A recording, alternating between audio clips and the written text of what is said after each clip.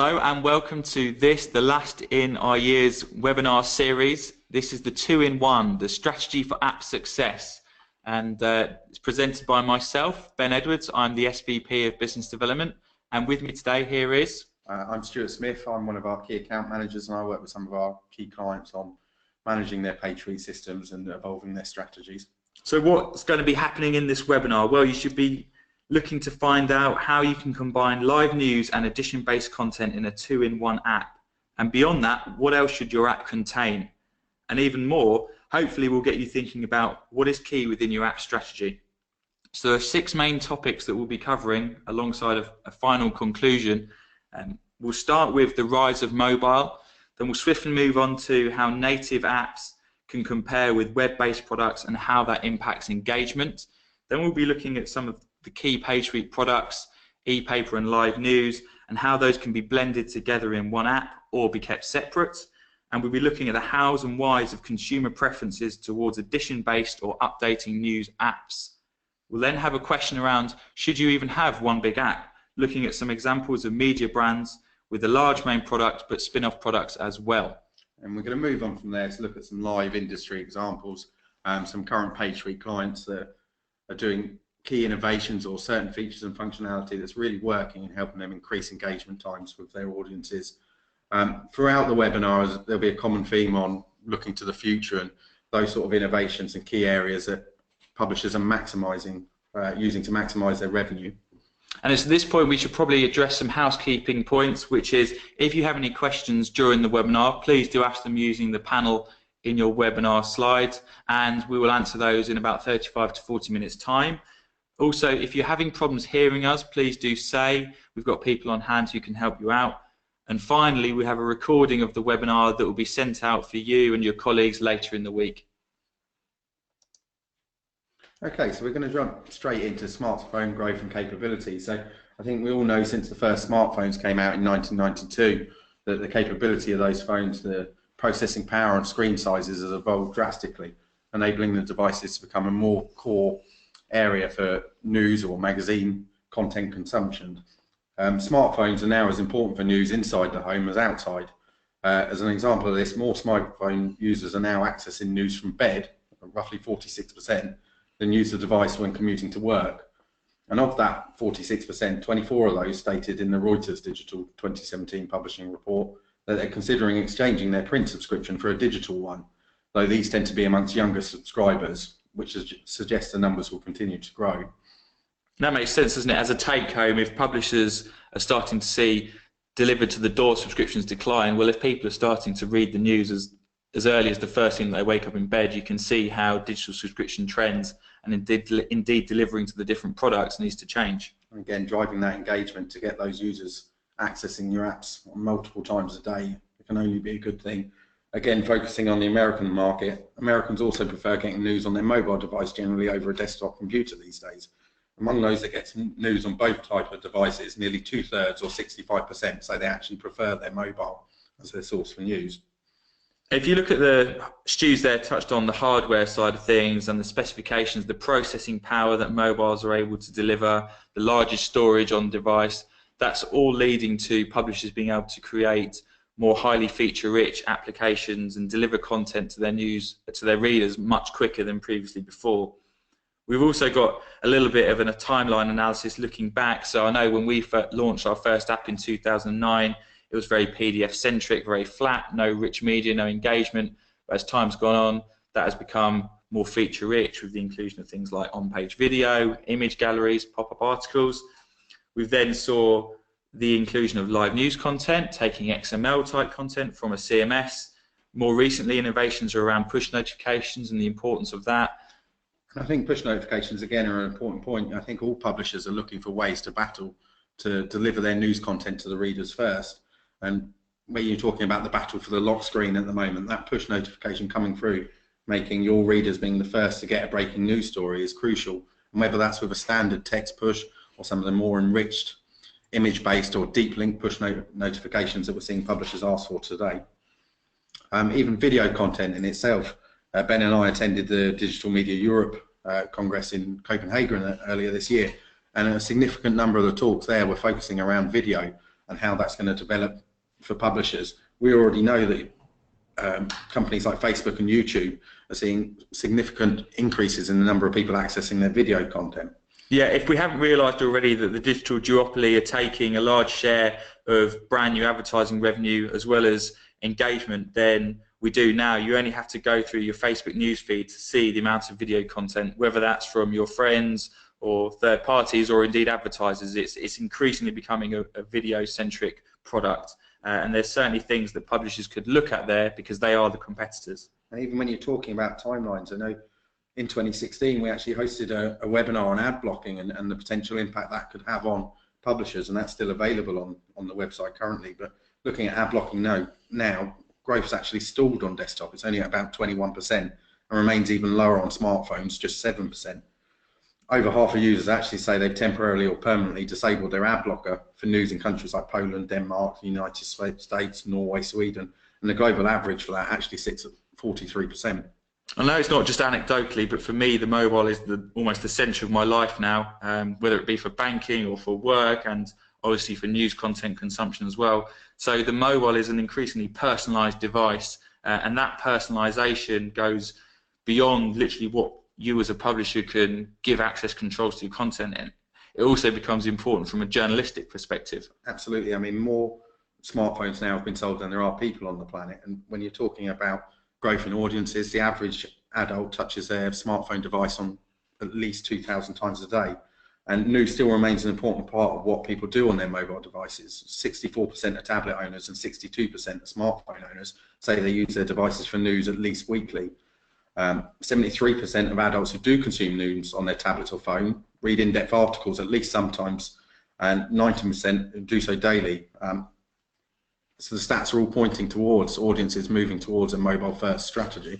I know when we go and see publishers and we speak to the journalists and the content teams, they're often pointing out how the editor's role has changed, and it's gone from maybe in the 90s and the 2000s where they were still curating and creating a single once-a-day publication in print, and now all of a sudden they have to be sending personalised email letters to a niche subset of subscribers. They've got to be meeting subscribers at events, maybe the partners involved, and they've got to be ever part of that constant 24/7 conversation that mobile offers. So from a journalistic perspective, that traditional role has really shifted in the editorial teams. And it's another important point to make, because whilst we're talking about innovation today, and of course people will naturally turn towards their technological solutions to look at key areas to innovate, and as they should, there are also important points to make when it comes to journalism as a body itself, and we're seeing a huge increase in the number of publishers that are actually adapting and evolving their journalistic strategies and how they produce their content. Indeed. So more than 4 in 10 mobile news consumers say they're getting more news now than they were a year ago, and nearly a third that was surveyed by Reuters say they're adding new sources of news every month. Those who get news throughout the day on their mobile devices are more engaged news consumers. People who get news on their devices multiple times per day on either their smartphone or tablet tend to turn to more news sources and get news from more news sources, read in-depth news articles, watch news videos, and send and receive through email or social networks. Mobile news consumers who get news more than one time during the day are also twice as likely as those who get news once a day to have paid for the news on their phone. I think that's a really important point, because a lot of publishers are moving to paywalls or metering, or certainly a digital paid-for strategy. So the more that you can resonate with the customer and get them to repeat engagement, as Stu's mentioned there, that has been proven to increase their propensity to pay, which ultimately is what you're looking for.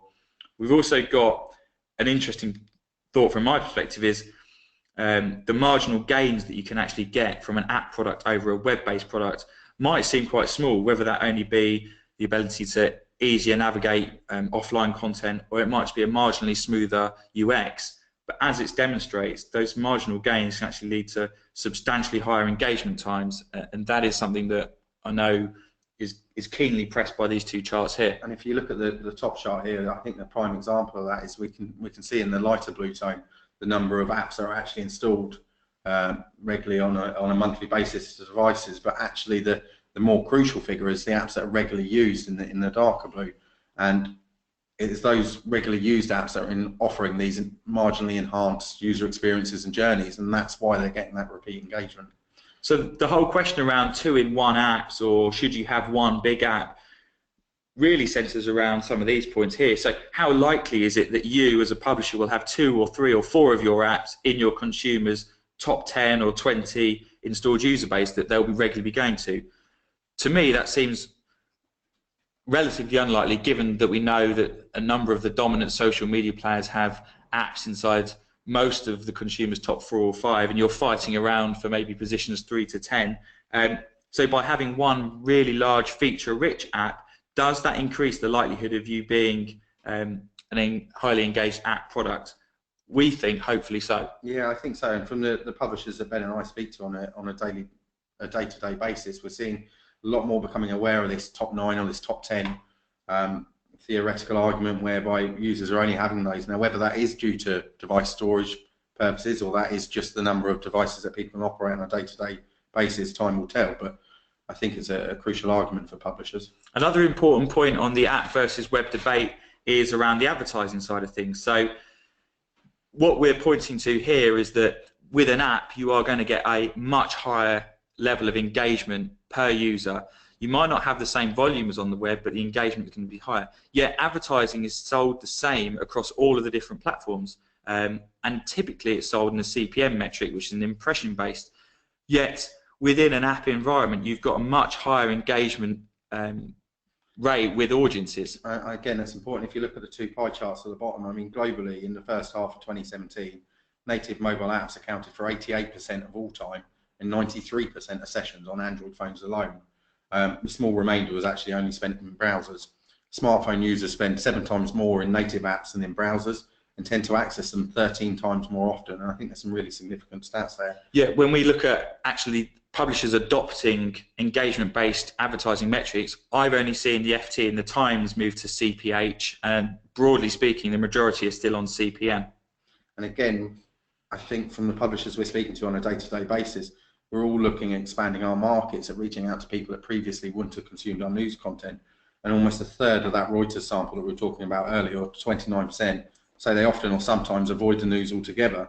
So new technologies, new journalistic strategies, partners with increased personalization of apps or tailoring content to that specific audience can only be a good thing in opening up those so far untouched elements of your audience. One final point before we move to the next slide is more of a recent piece which actually might swing back in favour of web over apps, and particularly for paid for content publishers, and that's that Google's first click first has been removed. So I would likely see that paywall publishers would start getting an increased number of referral based traffic, so that might be something where web comes back into play for a highly engaged audience. Yeah, it's a very good point. It's going to be interesting to see how that plays out. Okay, great. So the next part of our webinar focuses on the importance of e-paper versus live news, and this is key for us really because we offer both live news based and e-paper apps as well as separate or combined products. And in fact we have a third string to our bow, I guess, in that we can offer the SDK of the e-paper for it to go in your in-house developed apps. But we have 4 main questions here you'll see on the left hand side which you can help and you can think about answering that will help you on your journey to discovering what you should combine in your app that will actually help deliver the strategies that you want. The first is, what do your readers want? Do your audiences prefer the finishability of an edition, or do they want constant communication? Obviously that's the difference between an e-paper product and a live news product, whether that be through written, spoken or video content. The next important thing to ask yourselves and your stakeholders is, who are we selling this to? Who are the demographics? I mean, typically over 50s are the ones who prefer e-paper because it resonates with them more as a paid-for product, and millennials are more seen to be preferring live news. But actually having them combined in one, you're inevitably going to benefit from some cross-sell opportunities as well as driving engagement to different types of audiences because they're all coming to the same app product. And actually you're seeing an increase in across the board on the different demographics accessing news online. I mean, again, focusing on the US market, 45% of US adults often get news on a mobile device. So that's up from just 36% in 2016, and it's more than doubled from 21% in 2013. So the use of desktop or laptop computers still remains steady in that time as well, so we're not even seeing a decline there, and that's leveled out at around 30-31%. So UX and UI innovations are proving a key factor in further developing these markets. Things like article pop-out functionality, read aloud functions, and social sharing at article or publication level are all providing publishers with the tools to further enhance these audiences. The third point is what can add value to print or other subscription-based products. And broadly, the more you add to your app, the more engagement you will see. So if you're selling bundles, the fact that you can add features to already feature-rich app will enable you to protect that highly valued revenue. I know if we're looking at certain markets across the world, broadly speaking, markets with the highest percentage of direct subscribers can benefit the most from those types of bundles. That's because you as publishers will have the data on the subscriber, and then we can use that to authenticate against to allow them to get complimentary access, be that to the e-paper or the live news. So I know right across the world, in markets where there's a lower percentage of direct subscribers, publishers are doing all they can to get as much data as they can on subscribers so they can offer those types of bundles. That's another good point, because in almost all countries we're seeing the most commonly cited reason for paying for content online are to get access on mobile devices, or because of a good deal on a print and digital bundle, or maybe because people like to consume news from a range of sources that includes paid for providers. However, there are variations and reasons for actually paying for between markets. So in mobile first places, such as Sweden, Hong Kong and Singapore, you're seeing an increase in that mobile first strategy, whereas in places like Norway, Belgium and the Netherlands, print digital bundles, for example, have persuaded a far more significant number of people to pay for their news. I think if you're creating a two-in-one app or one big app with all of these different types of content in, what you're doing is you're moving your customers on a journey towards understanding that this can be a paid-for product. So we'll look at some examples later where maybe the live news is free or metered, or the e-paper's behind a paywall. But I think what's happening over the last couple of years is that publishers are trying to position themselves back as a paid-for product in the digital space, and by combining as many features in one place as possible, add value to that perception with the consumer. And we're also seeing an increase in audiences being educated, if you like to phrase it that way, when it comes to things like advertising and accepting the forms of advertising that's available or acceptable through their apps and e-papers. Another point that we put on this slide here is that news is 24/7 and your editorial stance can come back into play. So previously, social media giants were the domain for live breaking news, and that was something that they played heavily on. But potentially that saw the advent of, inverted commas, fake news. So actually, if publishers can deliver live breaking content alongside an edition-based product, and maybe utilizing push notifications or live streaming content, then fake news can become less of an issue, and people Absolutely. Go back towards more trusted sources for their news. Yeah, I think it's a really interesting point. I think we've all heard a lot about fake news in the press everywhere this year, but for me, I think fake news is either the best or the worst thing for publishers, because it's made audiences question the validity of what they're reading, and potentially increase the likelihood of them actually paying for news content from a reputable source, and also encouraging publishers to tackle more dynamic forms of journalism, and that may be in the way of related articles to add substance to what your readers are looking at. Again, using push notifications to make sure the breaking news is there first. So core products offer a greater coverage because of this. Okay, so before we move on to the next slide, Stu, one final point is actually publishers looking at what device you're going to be putting these apps onto and what operating systems, and still, broadly speaking, iOS reigns supreme when it comes to resonating with a paid-for audience, even in markets where Android has a higher proliferation and market share, and that's still potentially because the in-app purchasing option is so easy, and also because the demographics that are associated with some of those markets. It's a good point, because even in the Middle East, when you look at that, I mean, it's roughly 80% Android-based market, but potentially the top 20% of earners in that region will actually own an iPhone. So you're also seeing that sort of split. Whilst it's significantly weighted in Android favour, potentially the buying power still sits with Apple to a degree. Yeah, and when it comes to bundles, it becomes less important, because obviously we're seeing end users using a bundled login to gain access without having to pay for it within the app. Okay, so we're just going to have a quick look at some breakdown of device usage by different demographics. And we spoke a lot about opening up your audiences and engaging a younger or an older audience, or just elements of society that you're perhaps not integrating with or not believing are prepared to consume news through their mobile devices or indeed through any platform. So looking at the column on the right hand side here, we see that nearly 42% of smartphone users aged 18 to 24 cite their mobile phone as actually their main source for news. I mean, that's a significant increase, and you're getting close to that tipping point of 50%, where really it becomes an audience that you can no longer ignore. And the growth continues up as you look up the chart in the 25 to 34 range bracket. I'm unfortunately just moving out of. They're even closer to the 50% level. So you're seeing significant increases across all systems on mobile phones and how they're engaging with their news content. Great stuff. So the next slide is questioning the idea of whether you should have one big app or not. So we've got some major UK media companies. Well, I say companies. BBC isn't. It's a corporation, but it's still taxpayer funded, and obviously the fact they get £123 a year from every license fee payer makes it slightly easier to have a free model. But anyway, won't go into that too much. So there are 5 key factors that I guess you can look at when looking at one big app, is to decide how much resource and time and emphasis you should put into creating a larger product versus maybe spin-offs, and those are audience, product, scale, stakeholders, and speed. And we'll take each of those and have a look at how they play out with the examples on the right-hand side. And we'll start with BBC and audience, in the fact that they started with one large main product, the BBC News app, available across all the platforms, and it had all of the different categories of news. You were able to personalize it.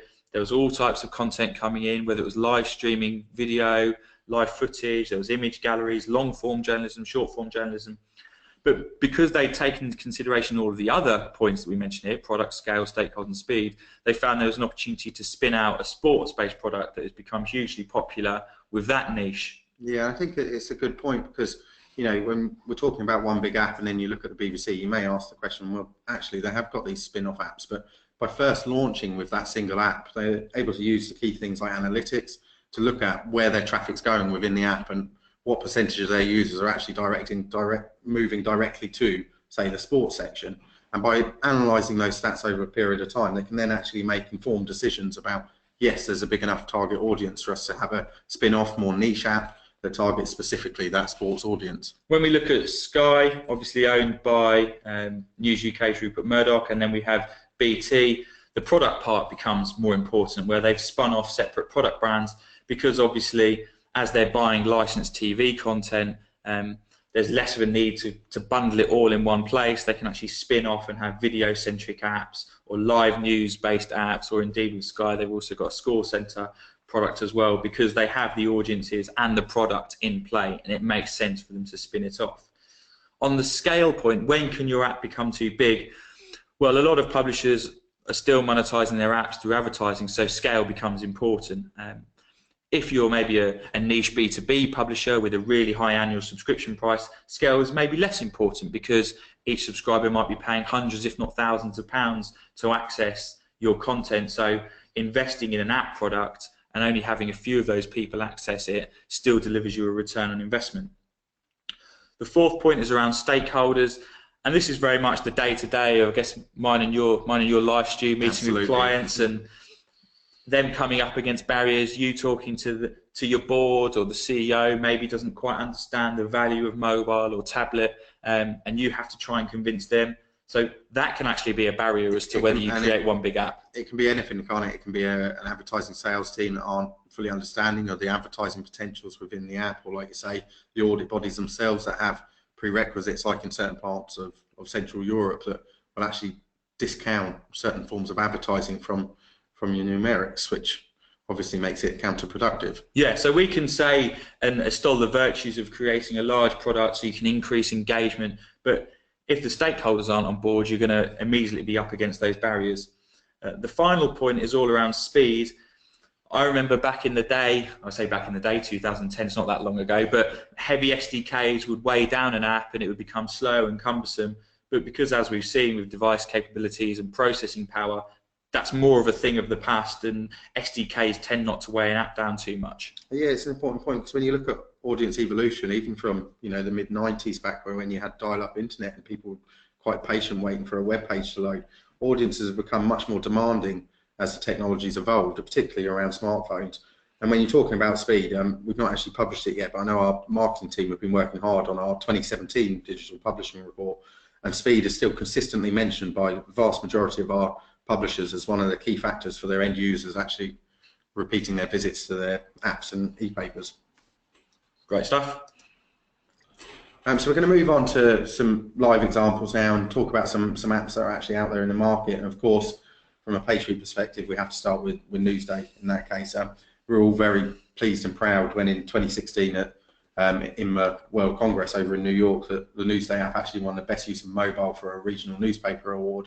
And the reason why they've been so successful is because of the fact that they're always ready to put in more innovation and work on more features and functionality within the app. So this industry example is all around the increasing engagement, and we started with them just producing a flat PDF replica product, which they and many publishers probably didn't and still don't really expect to be delivering the engagement and the returns that it does, but it did, and we were pleased about that. So they delivered that across the web with HTML5, obviously an app as we're talking around today, and over time they've really invested in these app products and been rewarded for that investment with increased subscriber retention and obviously increased engagement. So we look on the left and you've got the scrollable live news content. They have all sorts of push notification opportunities where they're publishing live push notification updates that can go through to individual device based on their preferences. Within the e-paper itself, they have rich media content streaming in live video. They've got image galleries, photo galleries, which a really important part of both the e-paper and the out of e-paper app experience, and are really highly engaged. They've integrated things like InRix, which is live video cameras, because as a metropolitan paper in the New York region, that's a really important part of their readers' daily lives. So being able to look and see what routes into the city are congested or not adds value to that premium subscriber. On top of that, they've got weather, which obviously in New York can be highly fluctuating and again important to a subscriber's lives, as well as other traffic and mapping technologies. So yeah, it's crucial again because again one of the core findings of both the Reuters report and the Pew Research report that we've been talking about was the majority of countries actually showcase more innovation around business models, distribution, and the formats and functionality that they're offering in 2017 than we've seen for a number of years previously. So I think now we're going to look at a live example of the Newsday app, and we're going to play particular reference to the increased advertising opportunities within this product. So as you see here, we'll launch out the Newsday app, then jump into a specific page that we want to have a look at. And as we flick through the pages, we find an image gallery embedded within the page. So we'll click on the image gallery, and it gives us the ability to swipe between the different images. Now after 5 or 6 swipes, we'll see actually a full page interstitial advert takes over. It's interesting actually because our 2016 publishing report indicated that our publishers found the interstitial advert was the least intrusive form of advertising, and as one of the premium revenue providers, it's key in advertising growth. Roughly 15% are clicked on ads on mobile devices when getting on news. Roughly 15% of people clicked on ads when getting news on their mobile device, and about 7% actually bought something. These figures significantly outpace other digital click-through rates. A recent study by AdAge finds click-through rates on browser-based displays ads tends to be less than 1%, so you can see the significant differences between the different platforms. Yeah, a great demonstration of how engagement can deliver subscriber and advertising revenue as well. Okay, so we're going to move on now to look at a couple of different examples. We're going to jump around the globe a little bit here. So we're going to talk first about Albuquerque Journal, which actually launched with PageSpeed in 2017, and they have both a feed and e-paper combined app, and they really focus on the 2 different strategies as to where and when to lock down their content. So in their case, the e-paper is behind a complete hard paywall, but the latest news feeds, as we were talking about earlier, is actually free to consume. And then right from the start, we'll direct you in slightly different directions. It's interesting to say that different consumers will still look to consume their news in different ways, and that ability to be able to flick between one and the other within the one app is crucial for their strategy. Then we're going to move on and have a look at some of our Finnish clients. So there's 2 examples cited here, but we've got a couple of others on the market as well. So Keskisuomalainen on the right, actually behind an entirely hard paywall. All of the content is locked down, both e-paper and in live news feeds, whereas their partners, Etelä Suomen Sanomat, or ESS, as they're more commonly referred to here in the office, actually have gone for a metered paywall approach. So the vast majority of the content within their app is actually free to view, but they have a number of articles that are hidden behind a paywall for their premium subscribers, people who print and digital bundles, etc., for example, and others. So both examples where the one big app comes into play, combining e-paper and live newsfeed as well as other types of content.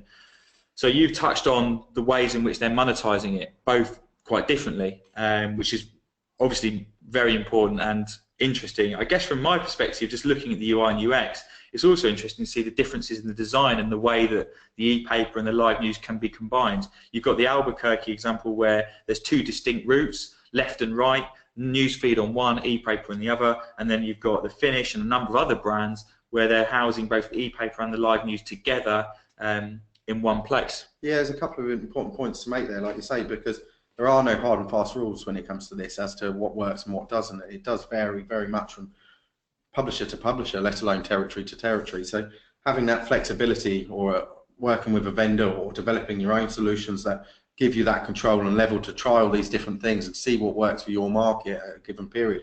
And of course, that can change even through the course of the year as to what works and what doesn't. So having that flexibility to move and adjust with the market is key. So again, as with Newsday, we're going to have a look at some live examples now of these products. And we're going to start with the Albuquerque Journal one. So as we've already sort of mentioned, we'll launch out the Albuquerque app from here. You see it comes up with a straightforward enough splash screen. It'll then move us to their landing page. And as you see, we have either the latest news or the replica edition. When we click on the replica edition, it'll take us through to the subscriber login page. But if we click on the live news button, it's going to take us straight into the app. And as you see, the article's fitted nicely to screen here. And you can launch out the article from there. And you've seen a couple of nice examples of MPU adverts pushed into that free content to still give that a justifiable revenue stream.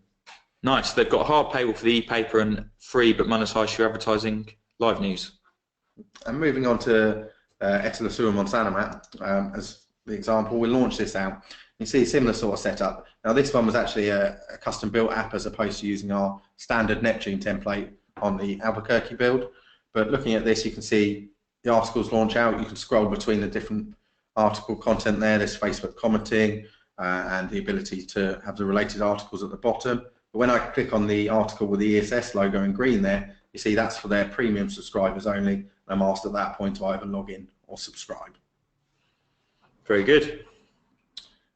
So we're going to move on to here to a couple of other examples, and I'll let Ben sort of talk to you a little bit about a couple of these. So with the examples that we've been looking at so far, it's heavily been focused on e-paper and live news and how those are blended well together. In a paywalled world, we're looking at other ways in which you can enhance subscriber value by adding other types of content. So I touched on earlier the Newsday INRIX and the video cameras, and that's quite specific to maybe a metropolitan city, as I mentioned, but you've also got their Gulf news in the Middle East, where gold prices and prayer times are obviously much more important. And we're able to integrate that within the mobile and the tablet app environment and give readers more of what they want alongside your typical journalistically created content. One thing that kind of transcends the world over is readers' love for puzzles. There's not many countries we go to where the phone doesn't ring off the hook if the puzzles aren't processing properly. So very, very common across the world. And having interactive Sudoku, crosswords, can really drive engagement both on phone and in app, and tablet on app, sorry. It's a good point, because whether it's something quite niche, you know, to a lot of us, gold prices and the prayer times may not be a massive factor in our audience. Again, if you're somewhere rural or not New York, then the traffic cams probably become less relevant, but the puzzles do work across the board, it seems. And we've seen a massive growth in publishers asking for interactive puzzles in their publications in 2017. And again, if you imagine putting a banner ad or an MPU ad on that interactive puzzle page, it can only be a positive thing to be having conversations with your advertisers saying the average dwell times over those adverts on that puzzle page was 8 to 12 minutes, as opposed to 1 minute on the standard page of the publication. So whatever that interactivity is, whatever is going to encourage that audience to repeat their visit to your app over the course of a day, as we talked about earlier, is going to make them far more likely to pay for that news consumption. One really important trend that I've seen over 2017 has been the demand from publishers and end users for increased personalisation. We've got some great products coming to market soon based around a kiosk solution which can be an all-you-can-eat buffet style solution where publishers can combine newspapers and magazines and give access to all types of different users based on a single monthly purchase payment. Again, when you're talking about one big app, I mean, we focused on the live news and replica editions, but as Ben's mentioned, kiosk apps has probably been the largest growing product for us in 2017. We've launched kiosk apps from Costa Rica with companies like Grupo Nacion right across the globe, and you're seeing an increase in both newspaper and magazine publishers actually using this sort of content or format to push out their subscribers, and whether that's for a bundle subscription that gives you access to everything, a selection of trial pages within the publication that then asks you to subscribe publication by publication, family personalization, or whatever the key factor may be for you as the publisher, you're able to incorporate that into a kiosk app and increase cross sales, advertising streams, because the traffic you're driving is vastly increased from individual apps, say.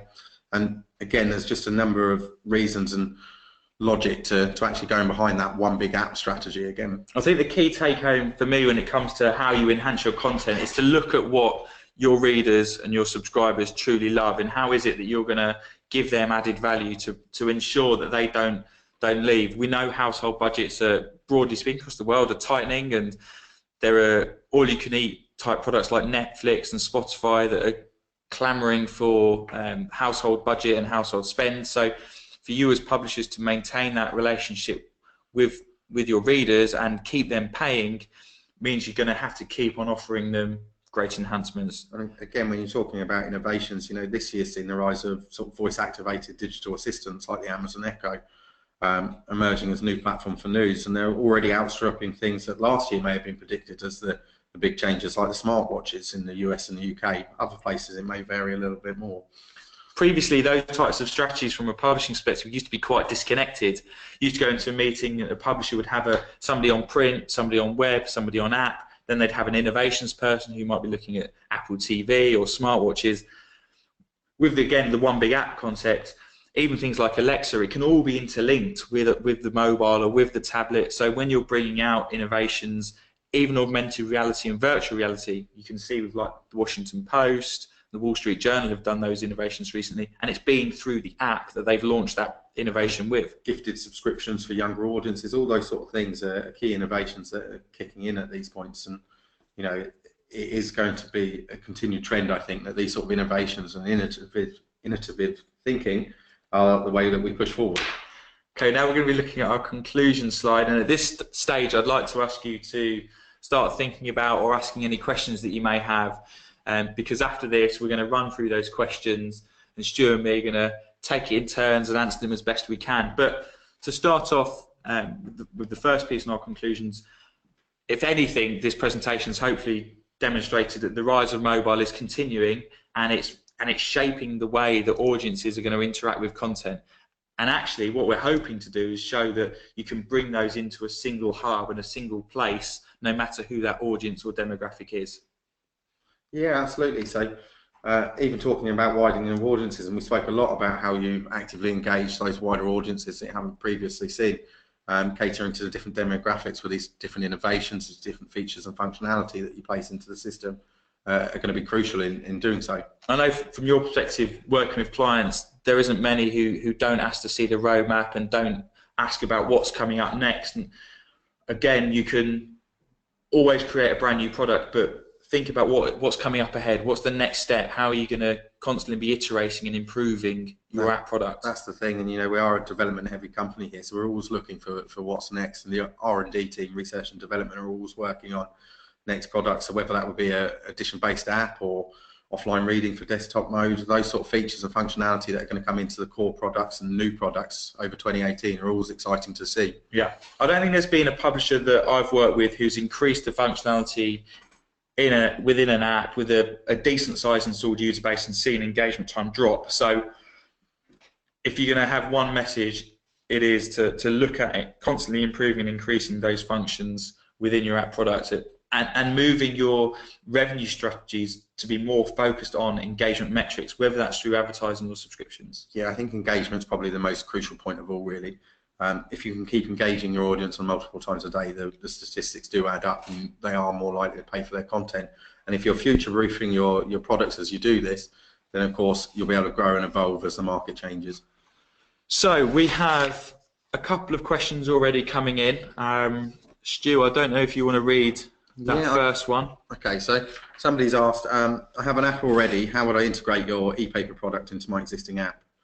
Okay, so if you've developed that app yourself, or your in-house team has developed the app, then you could use the e-paper SDK, and that could go in. So just thinking of examples, we've got a client in Belgium that I went to see last week actually called Media House, and they've got a really strong in-house development team, and they built their live newsfeed based product, but have used our e-paper SDK to retain that premium audience who the print product resonates with.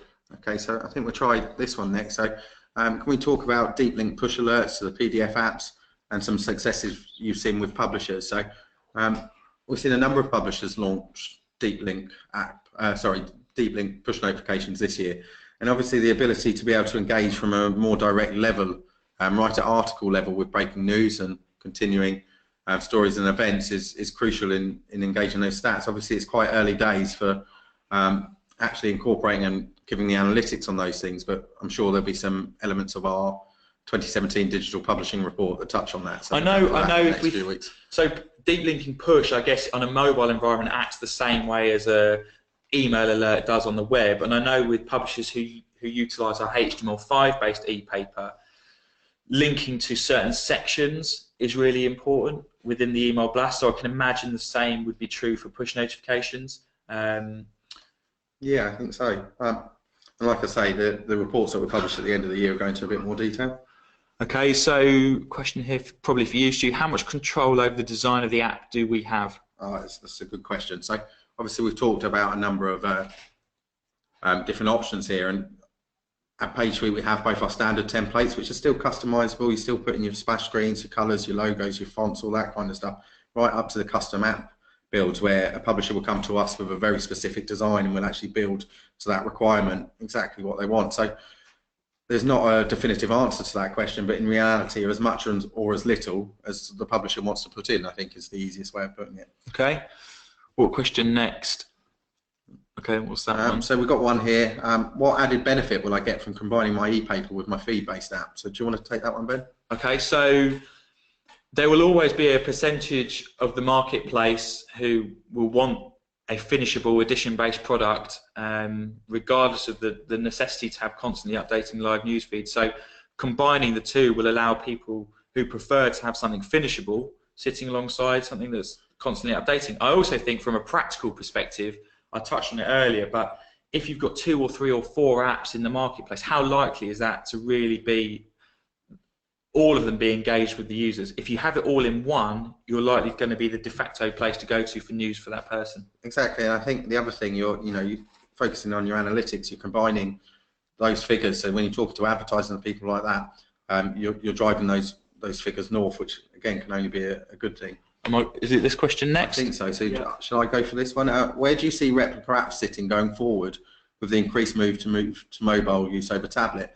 And again, it's a very good question because there's been things bandied about replica editions being dead or not. Well, they've been saying that for 10 years. And exactly, and yet they're still going on. And I think there will always be an audience for them. The key is actually innovating the way you offer that content. So what can you do to make it more than just a page turner? Can I add to that? I actually think because the mobile screen size has got bigger and bigger and bigger, it's more of an opportunity to harness a mobile product alongside tablet than there ever was.